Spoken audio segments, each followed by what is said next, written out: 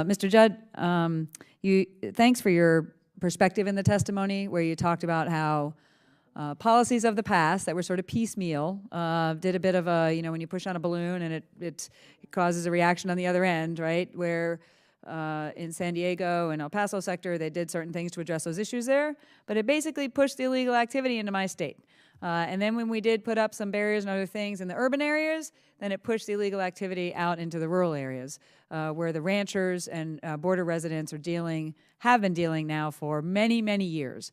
The transnational criminal organizations trafficking through their property and through their communities, creating a very real threat and a lot of damage and all that goes with the illegal activity. So this is as a result of the failed policies of the past, as you brought up. You were there in Arizona. Can you elaborate a little bit more about how important it is that we don't just do this piecemeal thing or we push on one end or one sector because we're basically going to create a problem in another community? And that is also a humanitarian issue. People are now, trafficking through the hot desert in the summer and dying because of the way this has been done piecemeal in the past. So can you elaborate a little bit from your personal experience on how important that is? Absolutely. If you look at Naco, specifically my old stomping grounds, where we had the infrastructure, we were able to control those specific small corridors.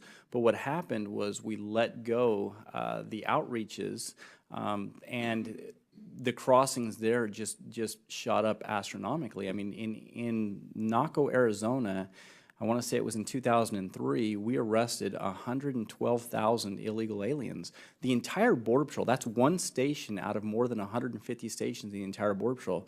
The entire Border Patrol last year had 400,000. Naco, one station in 1 year, had 112. And so what happened was these ranches were just completely and totally overrun, and these ranchers were overwhelmed. They could not maintain their livestock. They could not maintain their grazing fields due to the problems that they experienced. And so we just can't have them. The one thing that I am concerned about is our organization over the last 20 years has been the most politicized organization that I know of. Every single year we're talking about border security. Every single year we're debating border security. We can secure the border and we can make this problem go away once and for all.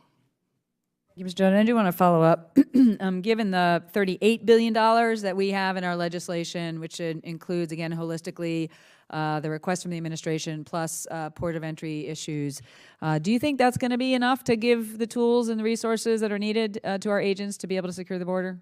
I've seen the projections and I've seen what it is that we're looking for, and I believe that it does. It compensates. It in fact goes far enough to project into the future, which is something that we very rarely do.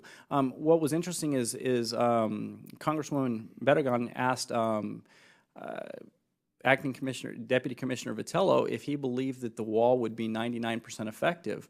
I can tell you that the U.S. Special Forces have tried out those barriers and they found that those barriers are impenetrable. I would say absolutely yes, those walls will be 99% effective.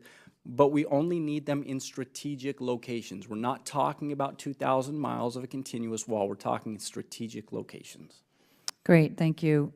And I mean, we heard from in our last hearing testimony, I think it was, where you do have physical barriers, or where you don't have physical barriers, it's maybe like one agent per mile. We were talking about a lot of metrics in the last panel, right? But where you do have physical barriers, again, combined with situational awareness and tools and sensors and agents, you could have more agents or less agents per mile. I think it was one agent per 3 miles.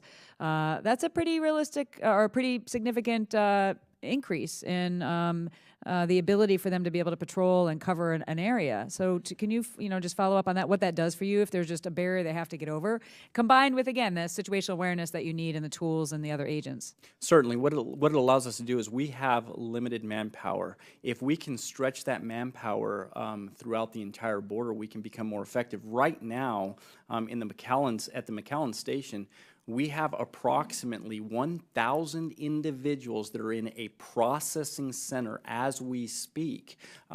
Because we have so many individuals, we've had to take agents off of the line to put them in that processing center, which then leaves holes, huge gaps in the border. When we have walls, we're able to spread our manpower out a lot more, which allows us to be a lot more effective. Great, thank you. I'm over my time. Chair now recognizes